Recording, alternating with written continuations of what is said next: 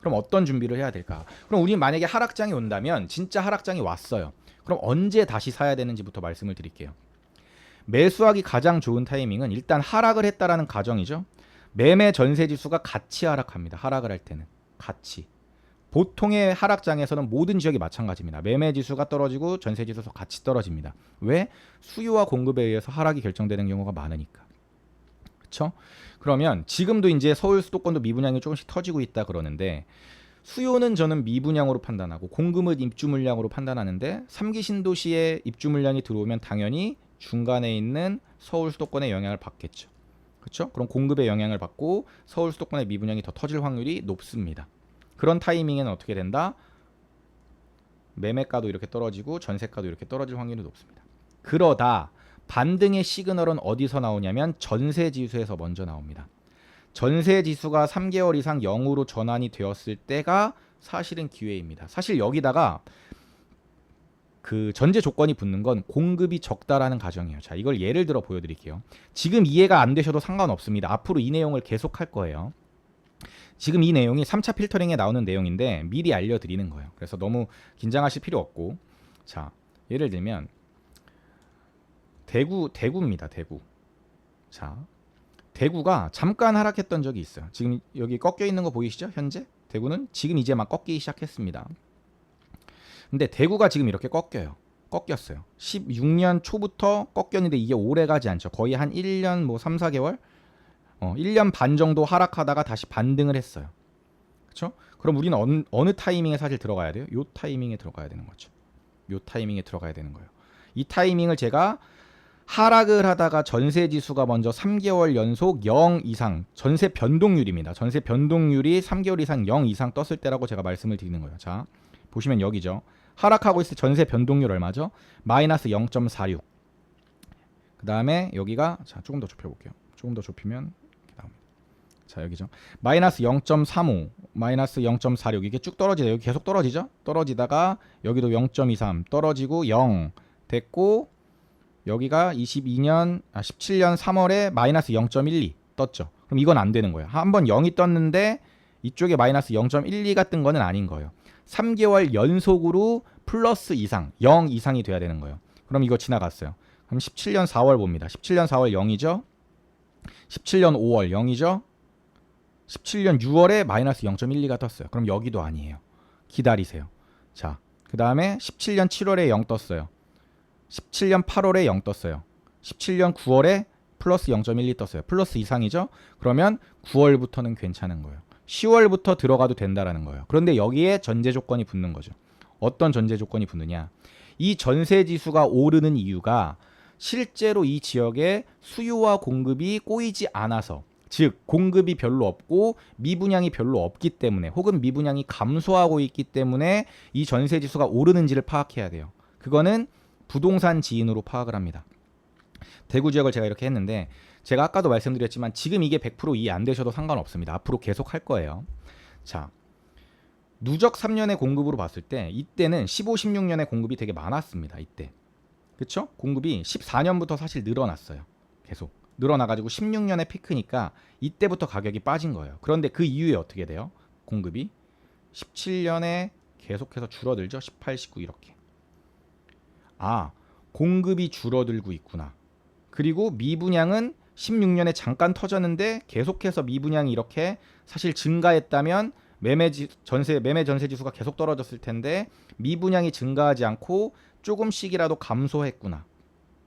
즉 미분양은 계속해서 이렇게 감소하고 있고 그 다음에 공급은 별로 없으니까 지금 이때 보인 이 시그널 자체가 전세 지수가 이제는 반등할 만한 시그널이구나라는 걸 공부가 된 사람들은 안다라는 거예요.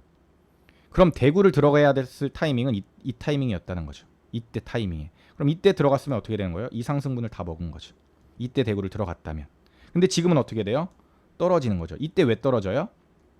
대구의 공급은 누적 공급이 이렇게도 많고요. 25년은 지금 여기만 잡혀 있지만 예상된 공급량을 따지면 한 요 정도 됩니다. 대구의 공급량은. 그러니까 25년까지 굉장히 많은 거예요. 그러니까 사실 많은 사람들이 지금 들어가는 건 저는 좀 이르다고 봐요. 지금 22년밖에 안 됐으니까. 23, 24, 25 이렇게 많으니까. 그래서 아마도 제가 봤을 때는 23년이나 뭐 24년 정도가 이제 선진입하기 좋은 타이밍이 아닐까라고 생각은 하는데 뭐 이거는 그냥 제 예측이니까. 어쨌든 지금 대구가 조정받고 있는 이유에 대해서 간단하게 말씀을 드리면 이렇게 공급 물량이 많고 이 많아진 공급 물량을 미분양을 소화시키지 못하고 미분양이 터졌으니까 이런 거예요. 제가 대구 시장에 대해서 제 블로그 글을 찾아보시면 대구 시장에 대해서 작년에 썼던 글, 뭐 올해 작년 말에 썼던 글, 작년 중순에 썼던 글, 올해 썼던 글 이게 다 나눠져 있습니다. 시리즈가. 그거를 보시면 왜 대구 시장을 이렇게 파악을 했는지 알 수 있을 거예요. 아셨죠? 그래서 대구 시장은 이렇게 보시면 되고 미분양이 지금 이렇게 쌓여 있어요. 그러니까 대구가 지금 이렇게 하락을 하고 있는 거예요. 대구가 이렇게 하락을 하고 있는 건데 이때 당시에는 공급도 별로 없고 미분양도 별로 없었기 때문에 전세 지수가 오를 수 있었겠구나. 그러니까 제가 여기 공식에서 알려드리는 전세 지수가 3개월 연속 0 이상으로 전환이 되었고 앞으로 계속해서 전세 지수가 올라가겠구나 라는 확신이 들면 그때 다시 사야 된다라는 거예요. 대구뿐만 아니라 모든 지역이 마찬가지입니다. 자, 그럼 예를 들어 지금 포항이 이제 조정을 받고 있어요. 예를 들면 포항이 이렇게 됐죠? 이렇게.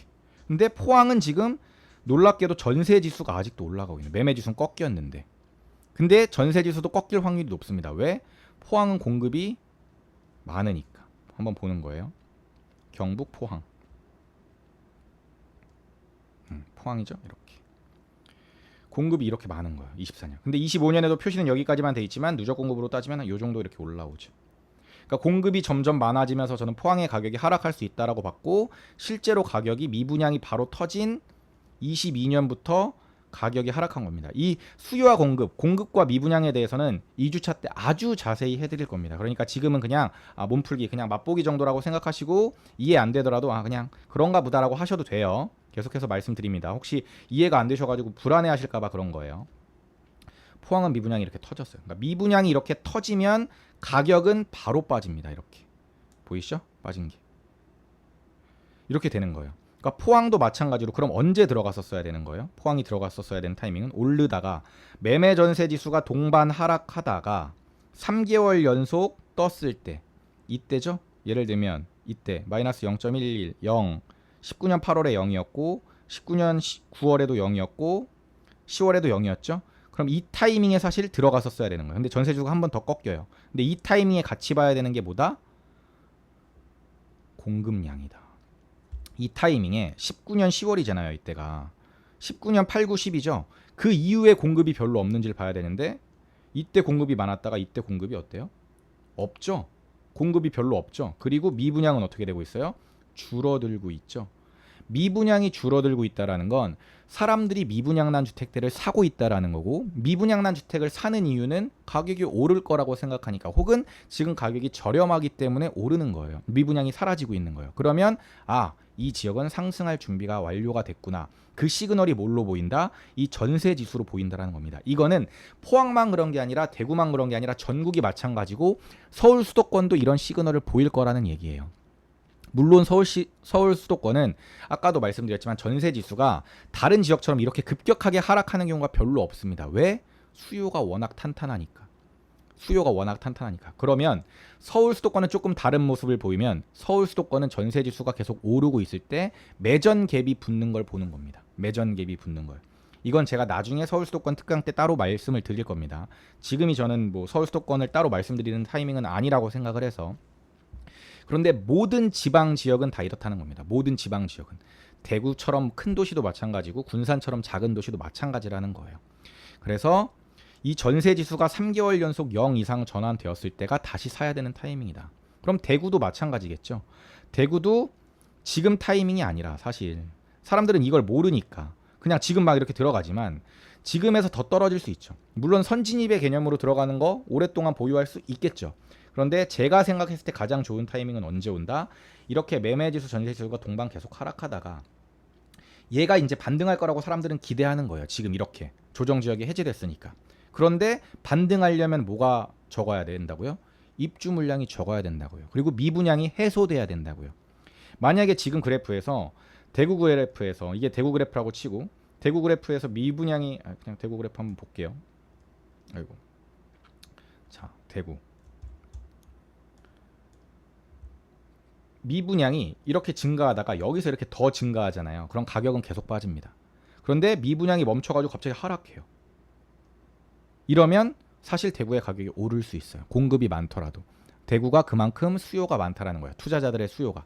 그런데 제가 생각했을 때는 앞으로의 공급이 너무 많기 때문에 여기서 미분양이 아무리 미분양난 주택들을 막 산다고 하더라도 조금 더 늘 것 같아요. 그러면 가격은 더 하락할 수 있을 거라고 봅니다. 물론 그렇다고 지금 대구를 손 놓고 있으라는 게 절대 아니라 저는 지금 달려가서 사는 게 아니라 공부를 지금 미리 해놔야 된다고 생각하는 거예요. 대구에서. 대구에서는 어떤 지역이 좋은 지역인데 대구는 어떤 아파트를 내가 투자할 수 있는데 지금 갭은 얼마고 얼마까지 좁혀지면 내가 살 수 있는데 내 투자금이 지금 얼마가 있고 얼마까지 갭이 좁혀오면은 나는 살 수 있고 어떤 시그널이 왔을 때 나는 대구에 들어가야 되는데 이거를 공부를 해놔야 된다라는 거예요. 근데 많은 사람들이 이런 공부할 생각은 안 하고 지역에 임장 갈 생각은 안 하고 그냥 사람들이 간다 그러니까 우르르 가는 거예요. 가치도 모르고. 저는 그게 가장 안타까운 거예요. 근데 대구는 확실히 지금 가격이 다른 광역시랑 비교 평가를 붙여보면 싸요. 그래서 제가 생각보다 빠르게 타이밍이 올 수 있다라고 제가 블로그에도 말씀을 드렸던 거예요. 그런데 지금 타이밍은 아니다. 지금은 너무 빠르다라고 저는 생각을 하는 거고. 물론 제가 틀릴 수도 있지만 어쨌든 제가 생각하는 좋은 타이밍은 전세 지수가 이렇게 하락을 하다가 반등하고 3개월 연속 0 찍은 다음에 이렇게 반등하기 시작하면 그때가 대구도 좋은 타이밍이 될 수 있다. 근데 지금은 조금 이른 타이밍이다. 이렇게 보는 겁니다. 그래서 언제 다시 사야 되는가를 다시 정리하면 하락하다. 매매 전세 지수가 동반 하락하다가 전세 지수가 3개월 연속 이상 0 이상으로 플러스로 전환이 됐을 때가 타이밍이다. 그럼 그때 어떤 걸 사야 되느냐?